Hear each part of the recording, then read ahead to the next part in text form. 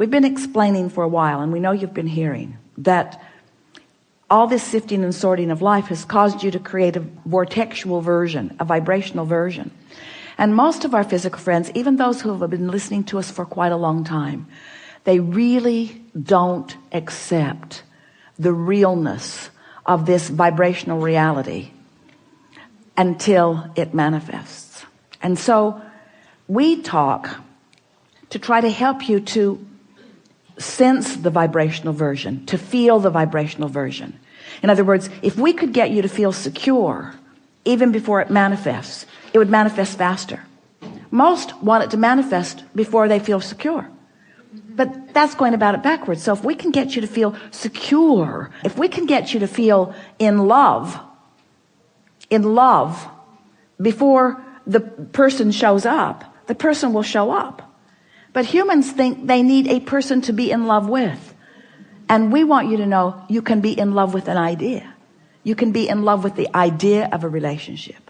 You can be in love with the memory of a relationship. You can be in love with that aspect of that relationship, and that aspect of that relationship, and that aspect of that relationship, which means holding it active in your vibration. And it has to then be realized by you.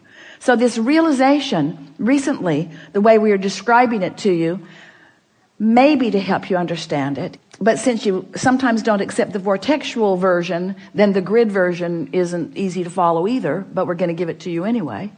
Everything you want is vibrationally gathered, all the cooperative components in your vortex, and it is ready to reveal itself to you. And the reason that we're using the word reveal or realize is because you are going to be the interpreter of it. In the same way that sweet bird was the interpreter of a message from Jerry to Esther, there are interpreters all around that are ready to interpret the message to you. Humans, we're not just talking about birds. We're talking about experiences. We're talking about financial forces. We're talking about ideas that flow to you. There's all kinds of manifestation that occurs once the vibration of your grid, which means your practice day-to-day vibration, is closer to the vibration of your vortex. It just has to be, you see. And you've lived pieces of that. When you finally made the decision that you were going to do something different, that decision was your grid filling in. That was you having asked and asked and asked, getting the vortex going and going and going, and at a moment of little or no resistance, that determination came to you and you knew what you were going to do. Remember how clear you felt? In fact, you're still feeling sort of clear about it because you were wanting to convince us all of that turning point here and now. So turning points, you like the word turning points?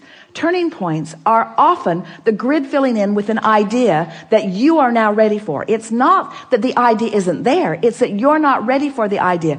It isn't that you're not ready for the idea because you don't want it, because you do. It's because you're not ready for the idea because you're not a vibrational match to the desire. You're a vibrational match to the absence of the desire. Feel the difference? So you ready yourself for what's in your vortex by feeling better. And you feel better by leaving out the things that don't feel good and focusing on the things that do feel good. So it is this simple. Take the handful of things that feel good and just run them into the ground. Have you ever had a good joke that you just want to tell to everybody? Pretty soon you're repeating it again to the same people, and they're saying, dude, I heard that. I laughed the first 5 times. It's over for me. But you know how fun it is to get hold of something that feels good, that you can delight yourself and others with. Well, this is the same sort of thing. Get a handful of those things that are delightful to you and just play the loop again and again and again and again and again. Let it be your basis of attraction. Let something that delights you be the loop that you play that keeps your grid in this high vibration so that what's in your vortex can show up now and now and now and now and now. And do you know what happiness is? Happiness is being in that place where you're the receiver of the right idea at the right time. Happiness is being in that place where something occurs to you at the most opportune moment. Happiness is being at the top of the stairs. You're getting ready to walk down. You don't know it, but your heel is caught in the hem of your pant leg. and you are about to take a header down the stairs. But the broader part of you knows that and gives you the inspiration to take hold of the railing. So when you go to move your foot and can't, you're stable. That's happiness. That's happiness. That's alignment. Happiness is moving in traffic and having an impulse to take this exit for no good reason other than you feel like it, or even taking it even though you didn't really mean to, because you turned your driving over to your higher power for a moment and you missed the traffic jam, or you missed the traffic congestion as a result of an accident. All kinds of things like this are happening to you all day, every day. But when you start deliberately being happy, deliberately beating the drum of things that feel good, deliberately discerning, deliberately molding yourself into better and better feeling places, when you do that deliberately and those things happen, now you have conscious awareness of it. If Esther had not had that conscious conversation with Jerry in the car right before she went to her room, the bird on the porch would have just been a bird on the porch. But it wasn't just a bird on the porch. She would have missed that if she had not been vibrationally up to speed. You see what we're getting at? So much of your world wants to chalk those kinds of rendezvous, coincidences, which is incidences that cooperatively combine. They want to call them coincidences in the attitude of luck or fate or chance. They don't understand that it's cooperative components coming together. In other words, people who are looking at things like that are wanting to call them happenstance, and we want to call them creation.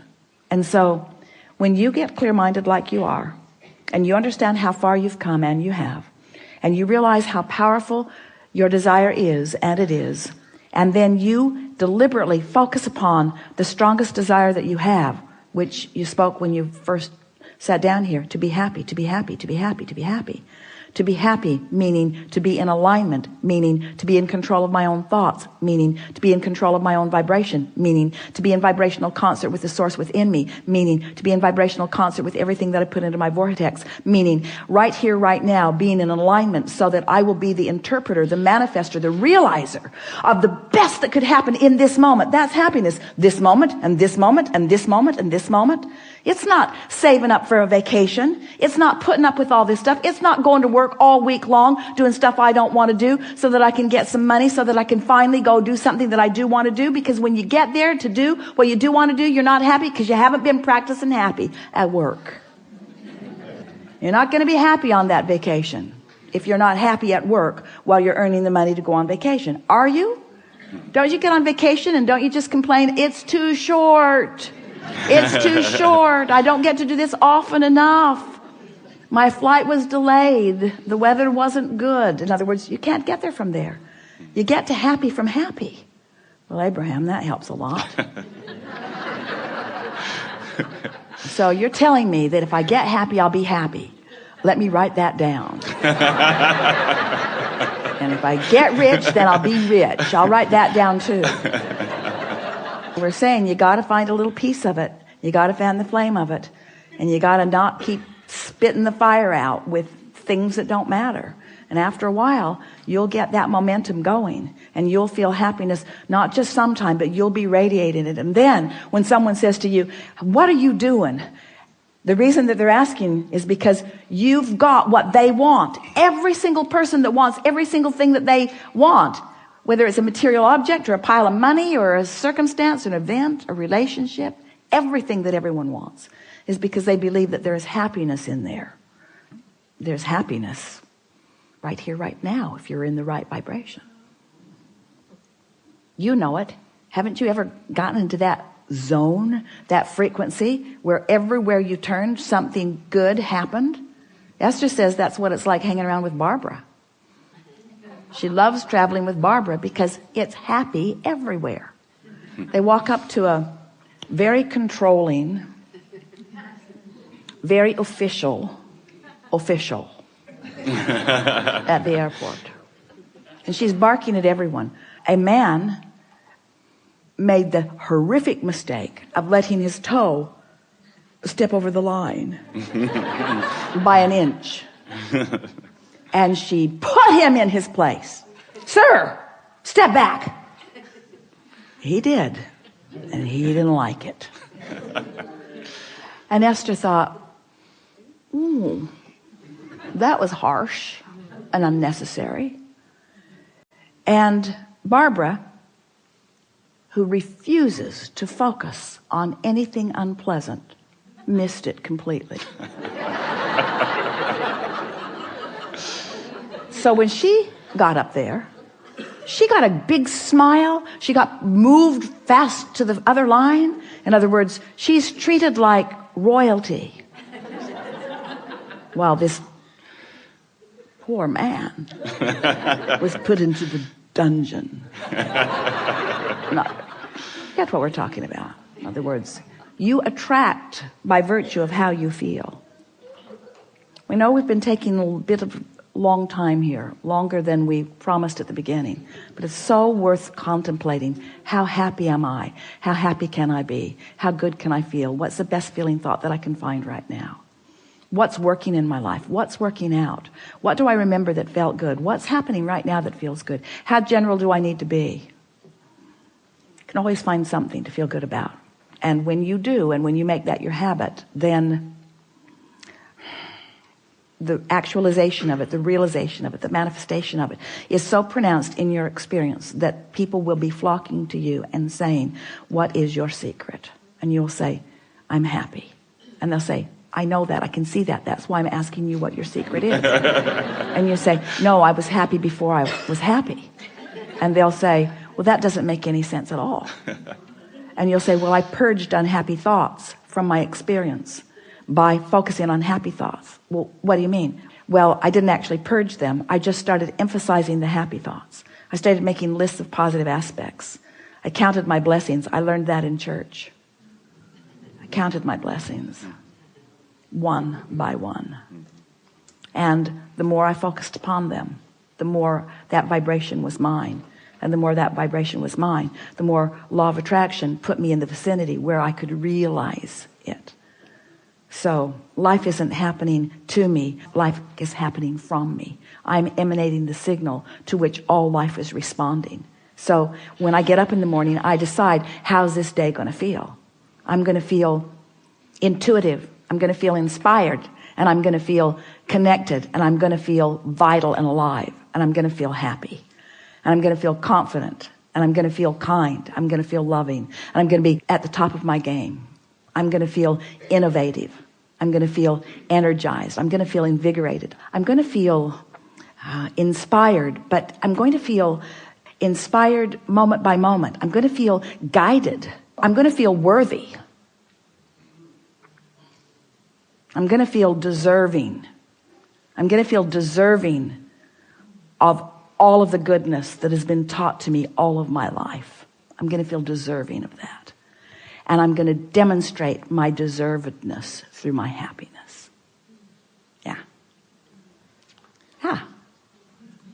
Thank you. Yes, indeed.